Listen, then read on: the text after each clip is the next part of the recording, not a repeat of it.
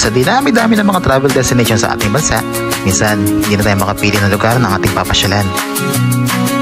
What if we could travel back to the past to experience how to live in a house that's antique and historical? Sobrang ikli ng isang araw para ma-enjoy nyo ng gusto ng Las-Casas. Mga bahay na nanggaling pa sa iba't ibang parte ng Pilipinas.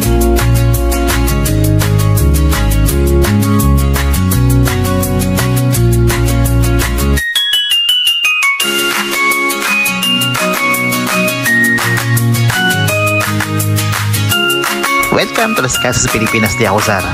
Ano, tara!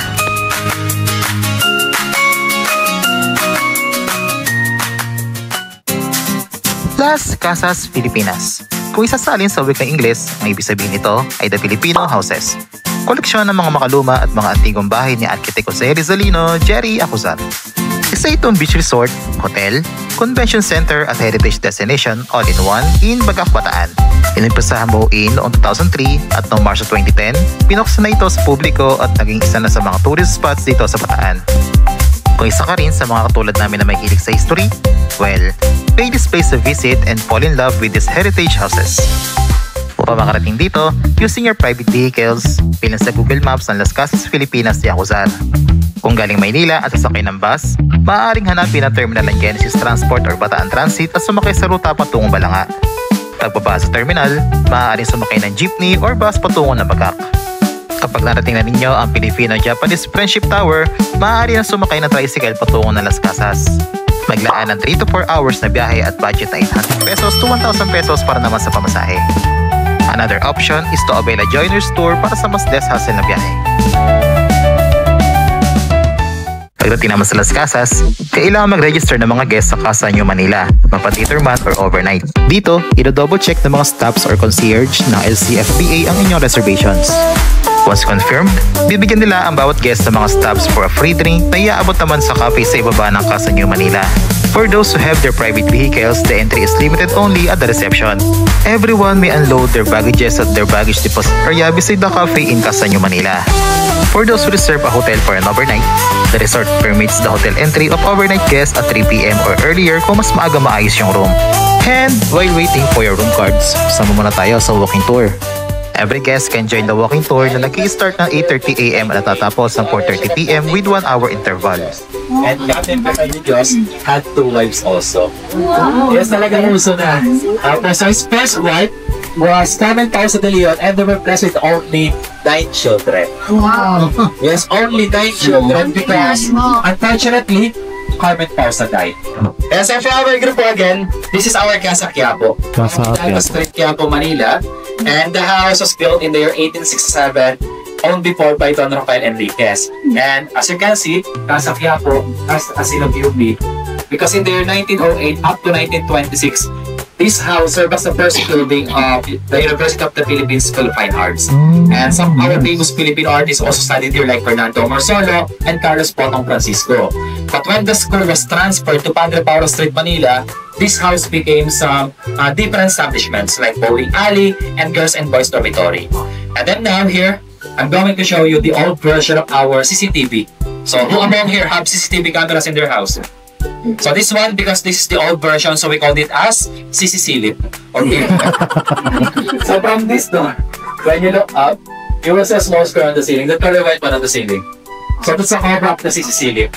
So please come closer to this door. So you will see the cover of the CCCLIP, that one, the color white square on the ceiling. Yes, the peephole. Yes, our CCCLIP peephole.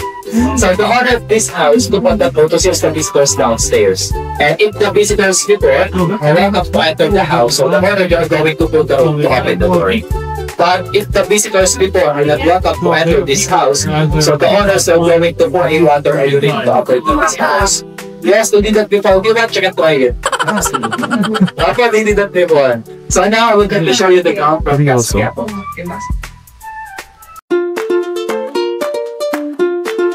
Sa loob nito Casa Quiapo, tila ba nagugunita kung ano ang nag-iitsura ng mga mag-aaral noong unang panahon.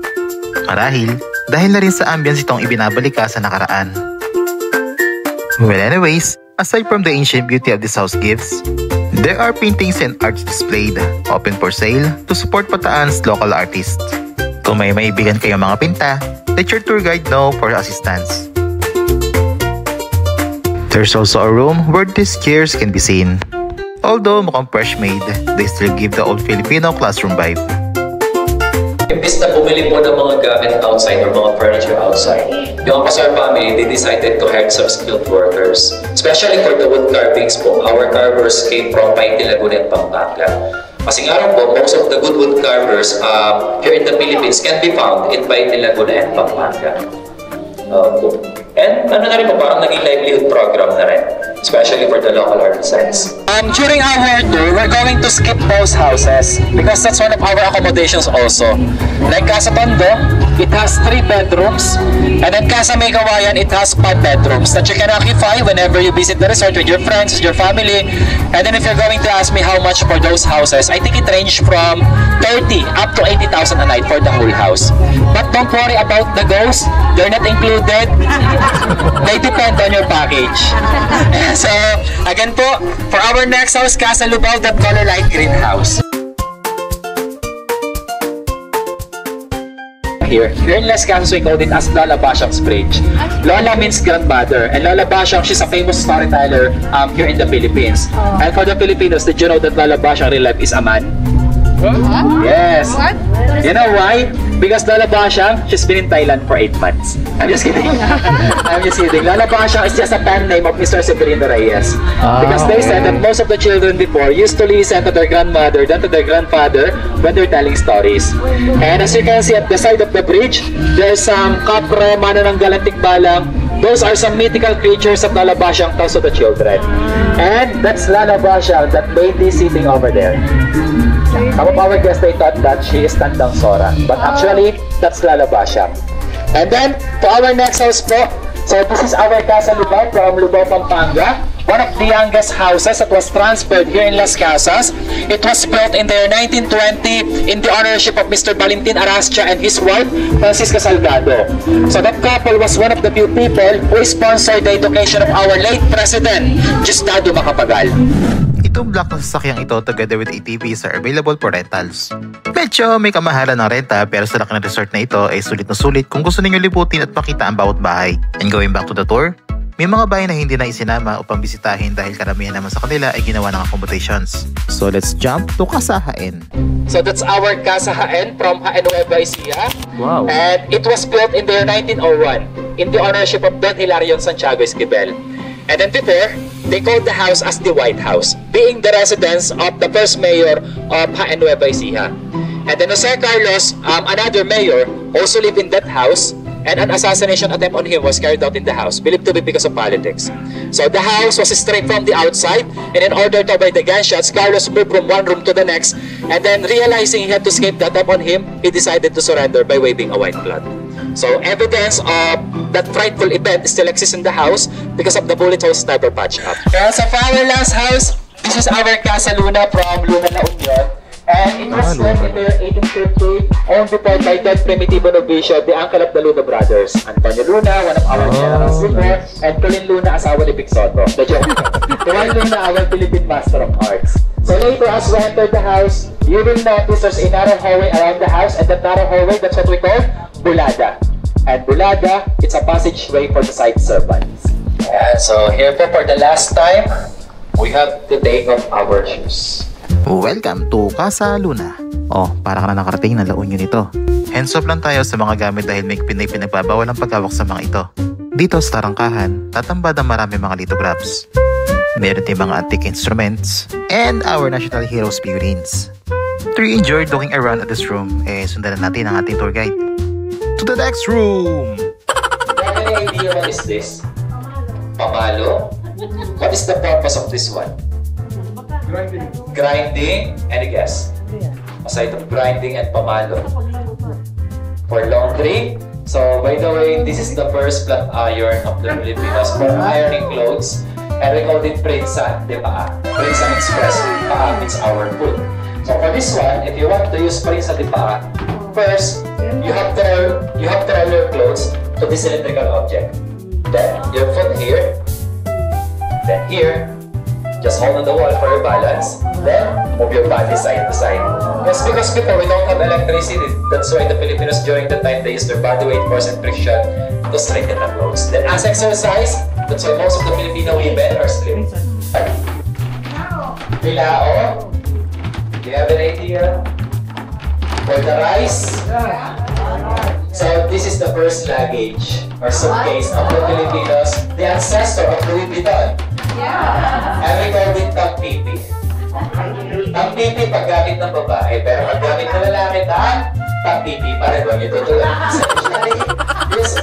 Usually 2 to 3 pieces of clothes, then just cover your clothes, and you can carry the tang-pipi at your side or on your head. So we got Arenola, it's a belt band. So the Filipinos before they love Arenola, especially at night. Most of the washroom are located outside. Yes, ay na po vintage talaga to. And then for our next room, this way please.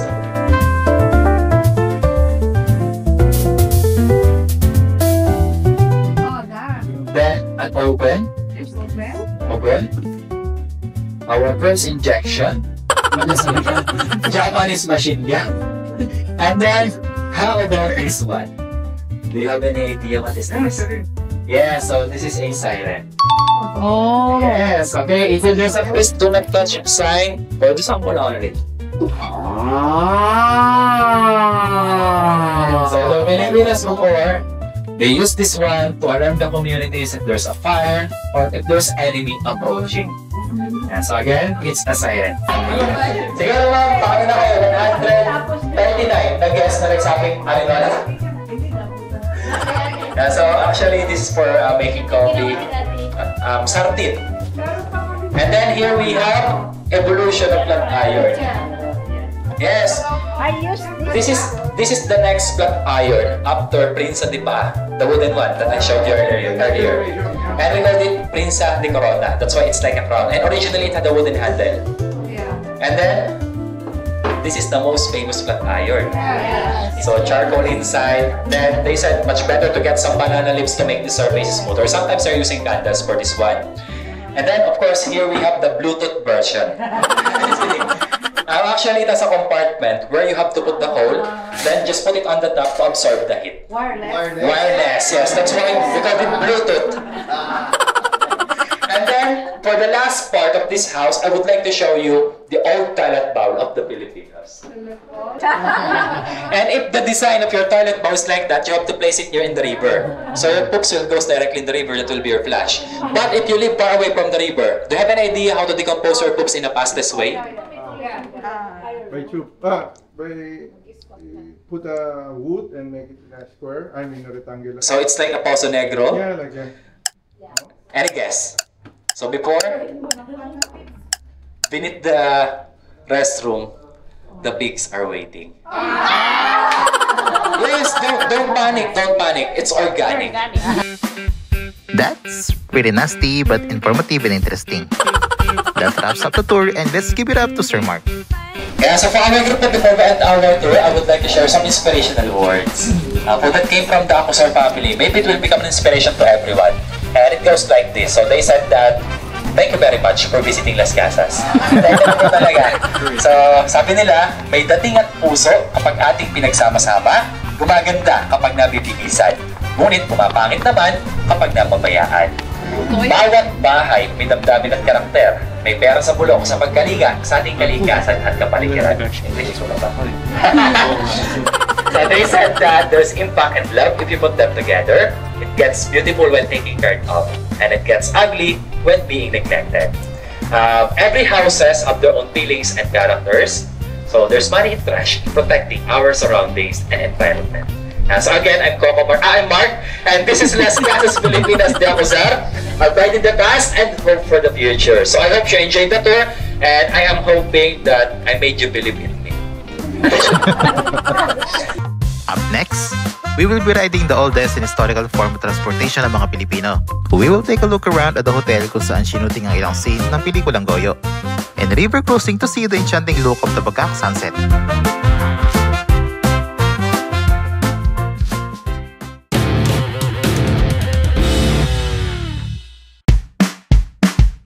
Las Casas experience will be incomplete if we will skip the Calesa ride.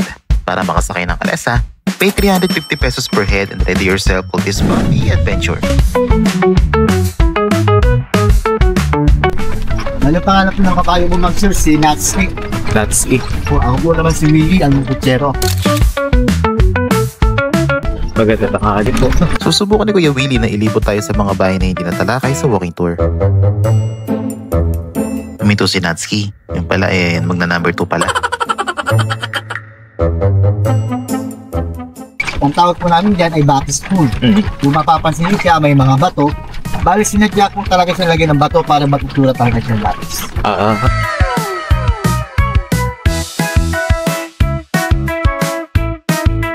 Ano po sir, nasa Cagayan. Tawag po yan sir ang bahay na yan sir isa sa kauna-unahan na yung Kalas-Kasas. Mga paupahan po yan o hotel po dito. Pakopol po siya.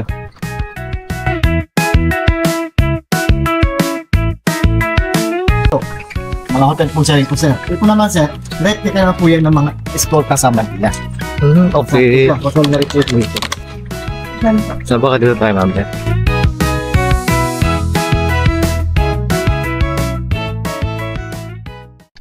Hindi, San Miguel sir. Hotel din po siya rito.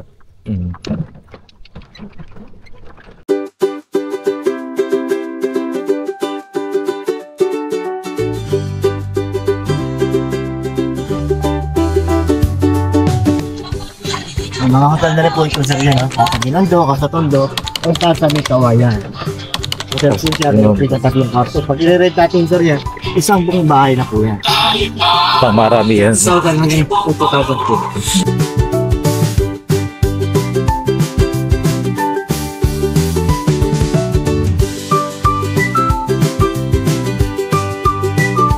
So hindi lang pala mga bahay, kundi makikita din ang replika ng San Agustin Church ng Lubao, Pampanga. To get to the end point of this Calesa ride, we will be crossing Lola Baciong Bridge and ride along to Dewey Boulevard.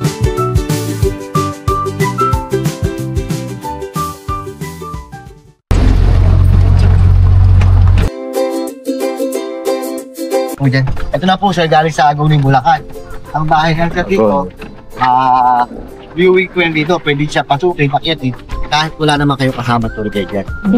Mapapansin niyo po yan sir, hugot kami ang bahay kaya na mayroong 4 na sana.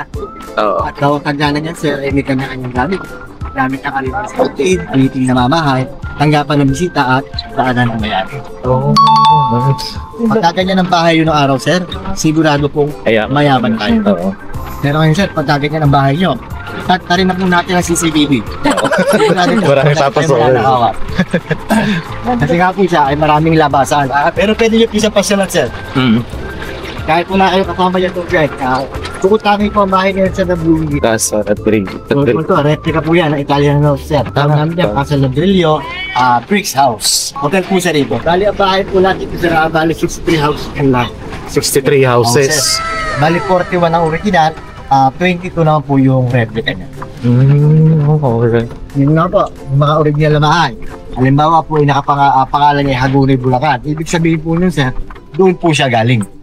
At bawat bahay po nito sir, pagka ililipat ito, nakakot po siya, lalagyan siya ng marking, plank by plank, column by column, and piece by piece.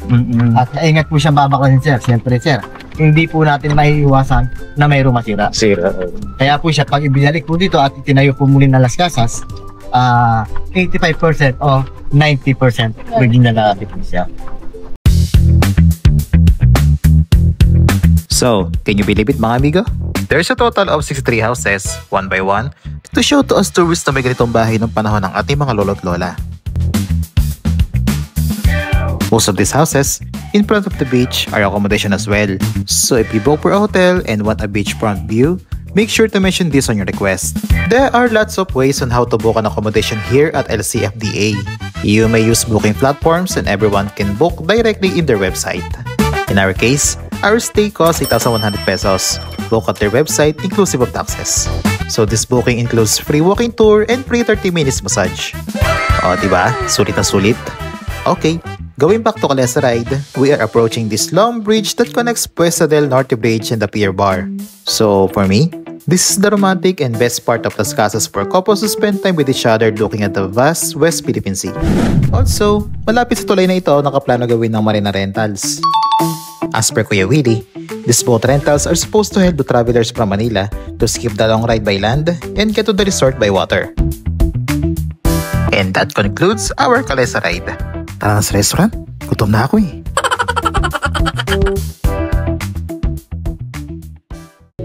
Welcome to Cafe del Rio. As per Kuya Willie, kapag hindi ganun kadami ang guests ng Las Casas, isang resto lang ang binubuksan kapag tanghalian. Looking at the menu and honestly guys, their food is kind of pricey. But comparing their food against from what we tried from La Jolla, LCFDA tastes more luxurious. So, just saying guys, don't hate me.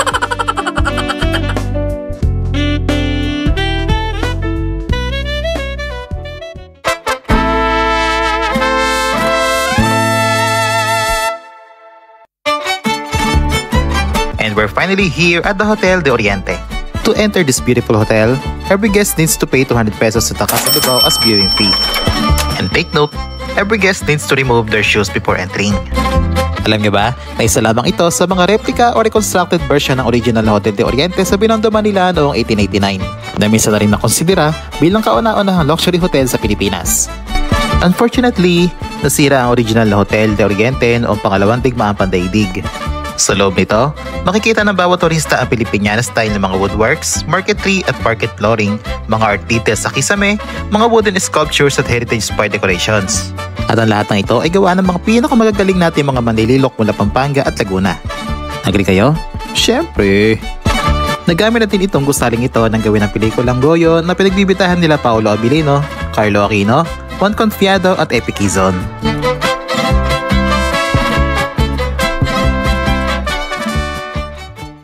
Alright guys, so that's the Hotel de Oriente for you. So ang ganda.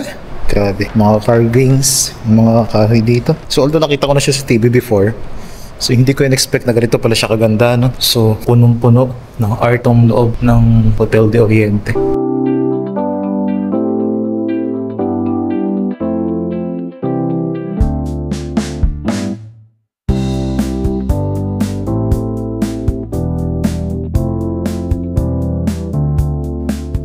So Las Casas, our bucket list. Check. After the HDO tour, it's time to fetch our things at the baggage deposit area because the concierge has notified us that our room is ready to be occupied. Saka pagod ng inyong likod mga amigo. Pahinga muna tayo bago magwal sa ride. Okay guys, so we just arrived here in our room. So this is the standard room. Meron dito TV, may bedside table, lamps, there's your bed, there's your cabinet. Makaluma talaga. Pati ito aircon eh. This is your CR, your bathroom, there's your shower, okay, there's your toilet, another toilet, so di ko alam bakit dalawa.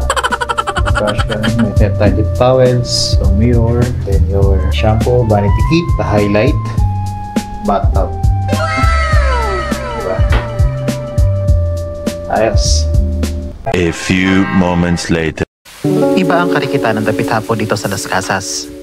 Anay mo ba yung naglalagablab na ginto ang paglubog ng araw sa kanluran? Kasabay nito ang pag-aagaw liwanag ng bawat sinag nitong unti-unti na naglalaho at nagbibigay paggalang sa gabing darating.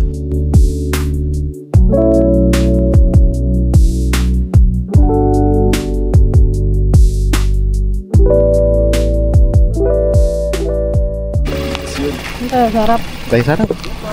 Thank you. Well, it's time for a balsa ride.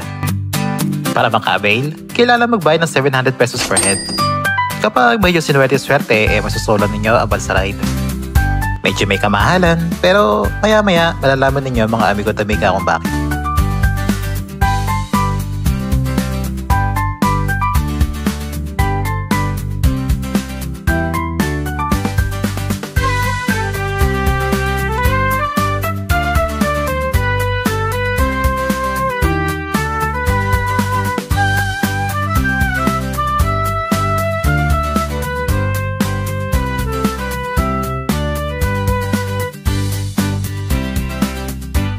Itong ating lalakbay na ilog, ito po ay natural river. Tinatawag po namin dito bagong river ng Bagangbataan. At yung ilog po na to, dating maliit na ilog po siya na pinalakihan, pinalawak. So konektado po sa dagat sa West Philippines. Pero di na po tayo aabot ko kasi kunti lang gasolina natin.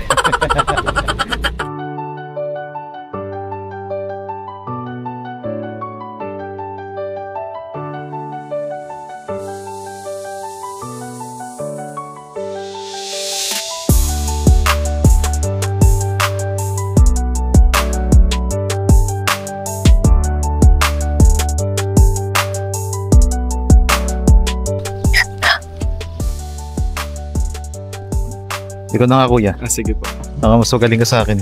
Di naman. Dito kayo, ma'am.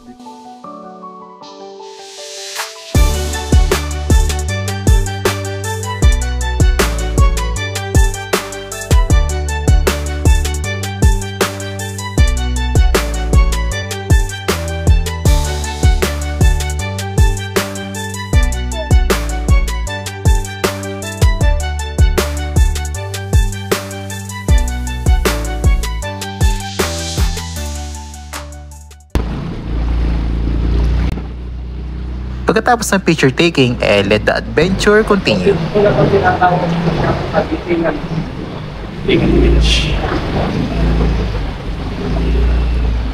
Paglabas sa Kagitingan Bridge, tatambad na ang lumilis ang liwanag ng araw.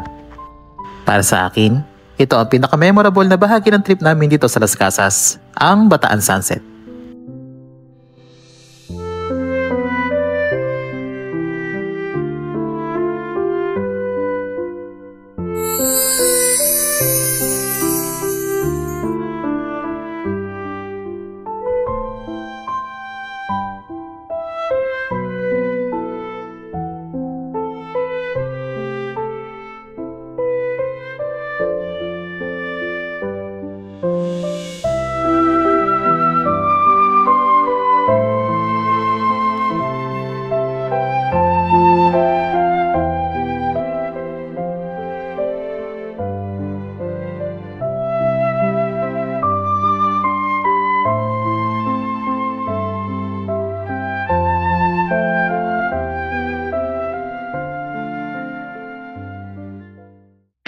Of course, hindi pa tapos ang ating bus ride dahil tutunguhin pa natin ang isa sa mga popular spots dito.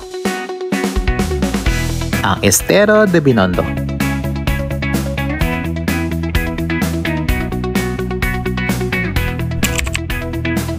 Estero de Binondo.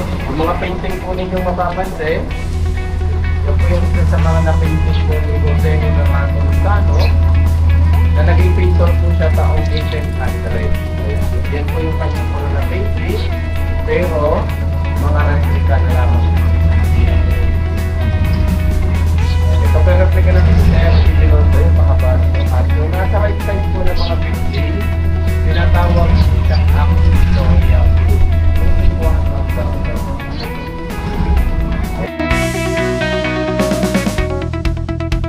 Ang ganda nitong estero ay talaga naman nakakahalina at tila ba wala ka sa Pilipinas.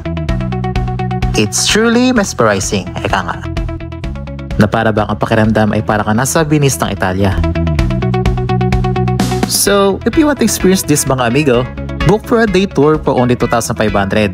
This day tour includes welcome drinks, guided heritage walking tour, Hotel de Oriente viewing, balsa ride, 500 pesos dining credits, and beach access.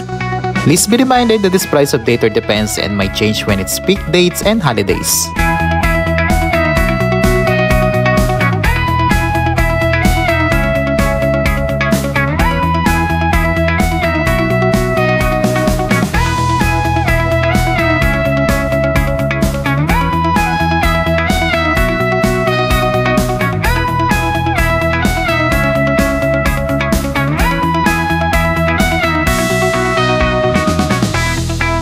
Back here at Labasyang's Bridge, our bus ride is complete.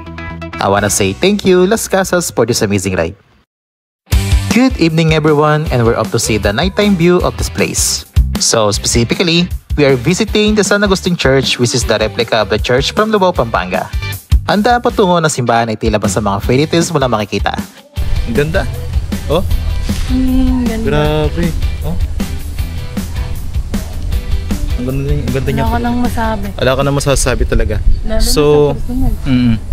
Ito Las Casas, maganda na siya sa umaga tapos mas nagsashine pa siya sa gabi. Ayun oh. Ang ganda. Ganda. Dami. Yung simbahan. Ang ganda po eh. Tapos pinapagamit na rin siya for wedding reception. Ganda.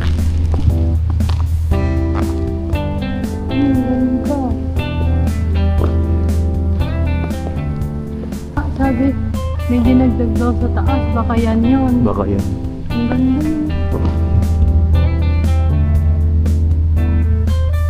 Oh, tara, kain na tayo.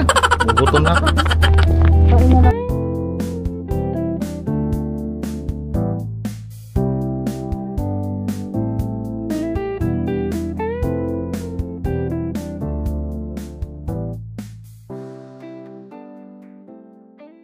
Hey guys, so nandito tayo sa kusina ni Nanay Maria para mag-dinner.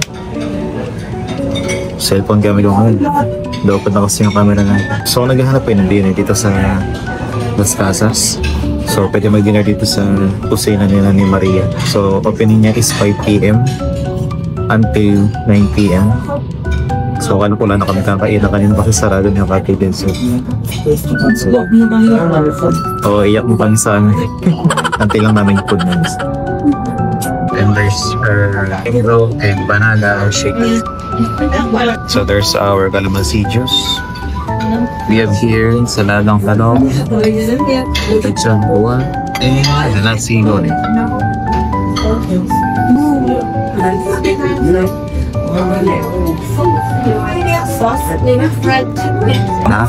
Lafang.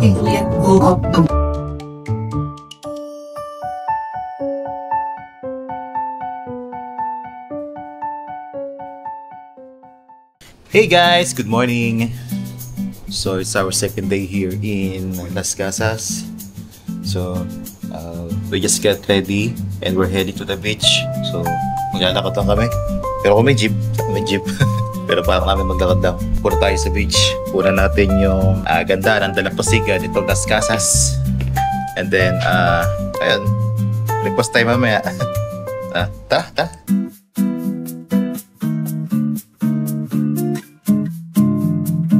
Ganda ng umaga dito. Lalakad kami hanggang doon. Ang ganda ng pagkakagawa ng mga ng tulay. Tapos yung mga disenyo. Yung gusto ko picturean. Oo. Ang galing nito ni Architect Acuzar. European inspired houses. Yung mga replica. Kami dito dumaan. Morning po.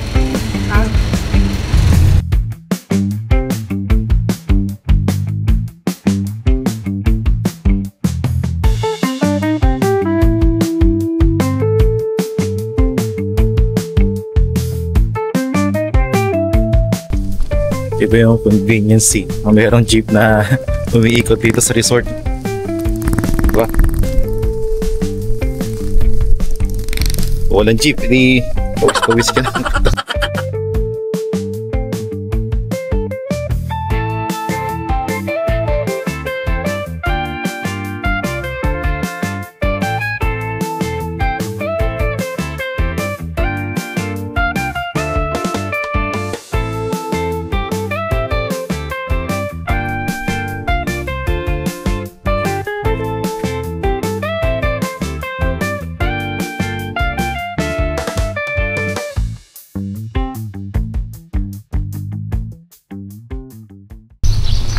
Pagkatapos ng picture sa boardwalk, diretso na tayo sa Hotel de Oriente para sa ating breakfast buffet.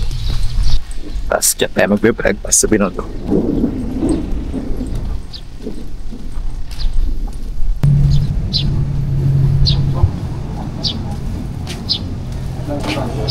Hi po, magandang umaga. Room number po nila, sir? 1805. 1805 po. 05. 1805 po. Ah. John Kevin po. Yes po. Okay na po, sir. Pwede na po tayo pumasok ng Jebay class. Dito na lang. Thank you po. Pagdating dito sa Casa Binondo, up to you na guys kung saan kayo upo.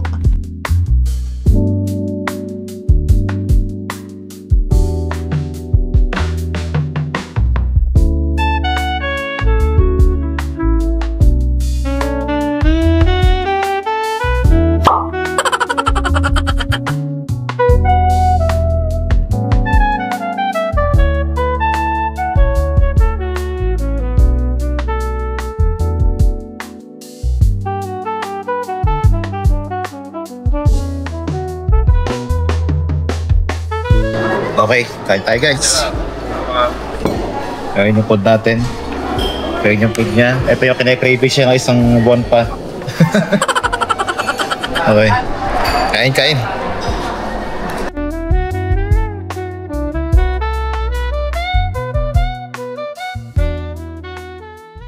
Las Casas experience is truly like no other. Mula sa jeepney,